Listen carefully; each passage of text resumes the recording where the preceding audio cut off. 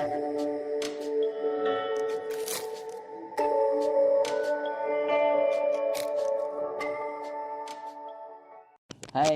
kita jumpa lagi malam ini di LDR series. Kita akan ngobrol-ngobrol tentang termogan. Mungkin kita akan bahas yang lagi ngehits, dan semoga semua dalam keadaan sehat. COVID bisa dilawan dengan pikiran positif. Jangan lupa tetap sehat, jaga jarak, pakai masker, terus social distancing, jangan lupa. Buat kawan-kawan dokter semua tetap semangat. Ada beberapa kawan kita yang sakit dirawat. Kita berdoa semoga mereka cepat sehat. Risiko dari profesi tetap aman. Kita nggak bisa sembunyi di rumah, jadi harus terjun. Stay safe. Dan untuk kawan-kawan yang sudah membantu stay at home, terima kasih banyak. Saya punya tamu istimewa malam ini yang akan meramaikan diskusi kita. Halo, Ini kawan saya.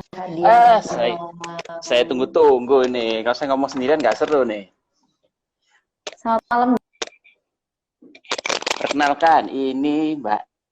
Selamat malam. Ini Mbak Arifah, dipanggil Mbak Iva. Ya, Iva. Betul, panggil saya Iva. Nama kerenmu siapa? Iva aja deh.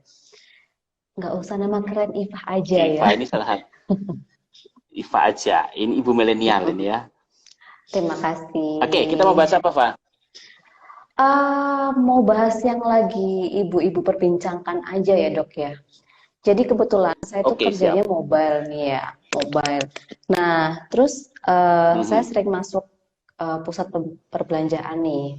Nah, ada yang bilang radiasi termogan itu bisa jadi penyebab kerusakan otak. Benarkah demikian, Dok? Oke, saya bawa alatnya. Jeng-jeng. Itu ini sebentar, Dok. Sebelum dijawab, itu kan biasa di dahi, ya. Kalau misalnya kita minta di telapak tangan gitu, apakah hasilnya sama atau bagaimana, Dok? Oke, pertama kita bahas dulu soal lasernya ya.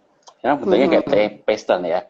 Kalau kita sering nonton Star Wars, ini senjata yang bisa buat bunuh orang, betul nggak? Dan ada lampunya juga. Oke, baiklah. Ya, infrared apa itu namanya? Ya, ini ada lampunya kan. Oke. Yes. Jadi ini pertama cara kerjanya bukan menembakkan sesuatu. Oke. Jadi sensor yang ada di sini tuh menangkap panas dari badan kita, ditangkap panasnya, kemudian dia akan diproses di dalam sini, kemudian akan muncul ini suhunya. Keluarlah suhu tubuh kita ya. Oke. Ya, 36. Kenapa dikasih merah-merah ini? Ini bukan laser yang terang, lihat warnanya begini, gede gini kan? Ini hanya sebagai marking bahwa kita nembak di area yang tepat di sini. Oke, ini bukan laser yang berbahaya seperti yang bisa kayak di film-film kemudian bikin bolong segala macam. Ada laser yang memang bisa seperti itu, tapi jelas bukan di alat ini. Dan yang cahaya laser yang dipakai, ada memang termogan yang dilengkapi laser, terutama untuk industri, itu untuk supaya bagian yang mau diukur panasnya itu pas. Dia mengukur misalnya tempatnya jauh di atas gitu ya, trafo listrik atau besi di ujung sana, dia harus paskan itu dengan dihidupkan laser. Dan lasernya itu persis laser pointer yang kita pakai buat presentasi. Kecil sekali, itu tidak berbahaya kalau kena kulit, yang berbahaya kalau kena retina. Ya. Kalau untuk medis, jaraknya ini, kalau kita lihat di sini, ada tulisannya nih. Harusnya berapa idealnya? Itu sekitar 5-10 cm kalau alat ini. Ini ya 5-15 cm, tapi idealnya kurang dari 12 cm. Rumusnya itu 1/12, 1 cm permukaan itu maksimal di 12 cm. Jadi kalau kita masuk ke rumah sakit kan dideketin di sini, dipasang di dahi, kemudian kita akan dapat ini ya, nah merah-merahnya ya untuk marker di situ suhu tubuh kita berapa. Oke, jangan lupa apa bisa di tempat lain itu dirancang misalnya spesifik untuk area tertentu. Ada yang dimasukin kuping buat bayi-bayi itu, pernah dapat kan? masukin kuping. Itu namanya mengukur suhu di membran timpani, gendang telinga kita. Ada yang lebih canggih lagi, sensornya luas, ada telapak tangan. Tapi jangan pakai ini buat telapak tangan. Ada yang canggih lagi kayak kita di bandara, kita cukup jalan aja, kelihatan seluruh badan. Untuk banyak, ya, itu macam-macam. Tergantung sensornya. Tapi untuk sensor yang ini, idealnya dicek di dahi. Oh, baik. Gitu. Jadi tidak membahayakan. Dan nggak bahaya dok ya? Nggak bahaya. Baik. Ya, nggak ada. Oke, clear ya? Oke. Baiklah. Jelas? Soalnya itu agak mengganggu apa? Gitu dok. Agak mengganggu. Ternyata aman ya dok ya? Ya, siapa yang nggak takut kalau ditembak laser kemudian jadi sesuatu kan ngeri kan? Jangan tembak saya. Oke. Baik. Oke, clear? Nggak usah takut, tetap harus periksa. Tapi ini bukan satu-satunya kalau panas kemudian corona, bukan ya? Ini salah satu screening ya. Nanti corona langsung jauh-jauh dekat. Dalam sehari boleh di screening berapa hari? Berapa kali, sorry. Terserah, nggak masalah. Terserah, boleh ya, nggak masalah ya. Nggak akan semakin sering di screening tuh berarti semakin sering masuk mall. Oh, Anda tahu sekali. Saya malu jadinya. Ya begitu ya. Kerjaan saya kan mobile, dok. Mobile, oke. Oke, baiklah, cukup dimengerti. Terima kasih. Aman ya, jadi ini. Ada lagi yang mau ditanyain? Apa ya dok ya? Mungkin dokter yang mau tanya saya. Ada. Ini ibu muda.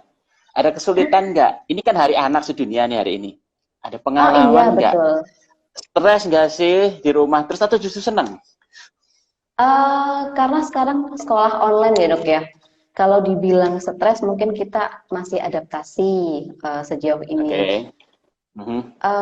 Kayaknya harus persiapan diri dulu, mamanya dulu ya. Karena mamanya kan mendampingi, atau siapapun lah yang mendampingi di rumah. Kita harus siap dulu, harus legowo dulu, supaya energi positif kita ketularan ke anak nih. Kalau kita udah energinya negatif, anak udah males-malesan tuh. Aduh, males kerjaan sekolah online begini-begini. Tapi kalau yang di sampingnya mendampingi dengan energi positif, insya Allah positif, dan ya anak-anak bisa menjalani itu semua gitu sih kalau dari saya. Start dari kita dulu ya, dulu ya. Pasang dulu oksigennya sebelum menolong orang lain.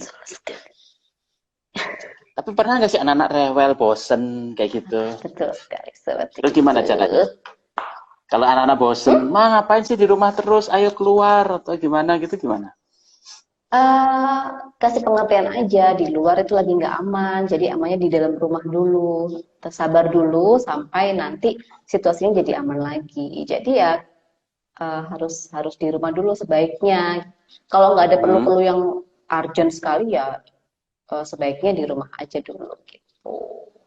Gitu sih. Paling kan dia lihat kan temennya mungkin pergi lihat TV atau tinggalnya di daerah dekat rame juga kan, pusat keramaian.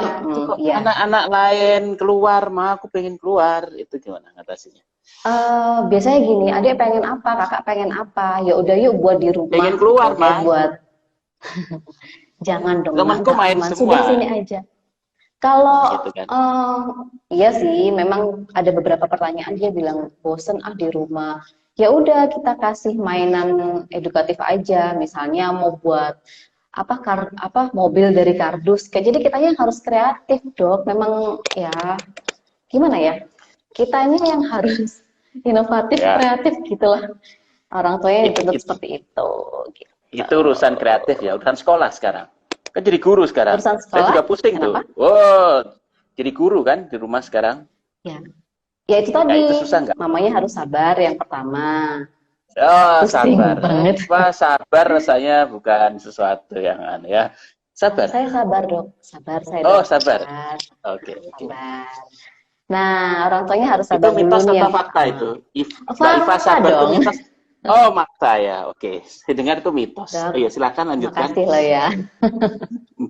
Yang pertama, orang tuanya harus sabar dulu. Dalam hal ini yang mendampingi adalah siapapun, tantenya atau kalau orang tuanya dua-duanya lagi kerja, bisa sama pendampingnya atau gimana. Sabar, karena anak itu nggak seperti di sekolah biasa kan di rumah. Kalau di rumah kan banyak males-malesannya nih dok. aduh sekolah kok di rumah sih, sekolah di rumah kok pakai seragam sih, kayak gitu. Iya, Terus, betul. nah itu kita harus menularkan energi positif dulu. Kalau kita udah happy duluan, nanti akan nular ke anaknya gitu. Kalau kita dari awal udah, duh ngapain sih online lagi, gurunya ngapain nih gitu kan. Nah jadi anaknya juga akan gerutu juga. Ah mama nggak enak ya Maya sekolah online ya Maya, nggak bisa ketemu teman-teman gitu. Ya doa saya di Hari Anak Nasional ini semoga Indonesia bisa cepat pulih dari virus ini supaya Amin. anak-anak bisa sekolah lagi, bisa ketemu Amin. teman-temannya lagi, Amin. bisa bersosialisasi dengan teman-temannya. Pasti dia juga akan kangen kan sama teman-temannya gitu. Betul, betul, betul. Satu hal yang penting, berpikir positif tadi Yes. itu punya korelasi besar terhadap daya tahan tubuh. Setuju. Ya kan? Daya tahan tubuh yang namanya coronavirus, virus itu lawan utamanya daya tahan tubuh. Lawan utamanya daya tahan tubuh. Sehingga dengan berpikir positif, daya tahan tubuh baik, insya Allah itu salah satu modal nomor 1 kita di masa sebagai imun ya dok ya. Imunitas. Oke, thank you so much Mbak Iva sudah bergabung. Terima kasih sudah mau bergabung. Nanti lain kali kita akan ngomong-ngomong lagi. Terima kasih untuk kawan-kawan sudah bergabung. Silahkan tulis di komen topik-topik apa yang ingin kita bicarakan, atau saya dengan senang hati jika ingin kita bergabung ngobrol-ngobrol di sini. Kita usahakan ngobrol pendek-pendek, kecil-kecil, receh-receh tapi fun. Oke? Temanya apa? Lebih dekat dengan Dokter Rahadian. Oke, terima kasih. Ya. Terima kasih. Oke, terima kasih Mbak Iva. Terima kasih teman-teman sudah bergabung. Besok kita akan sambung lagi. Terima kasih banyak. Sampai bertemu.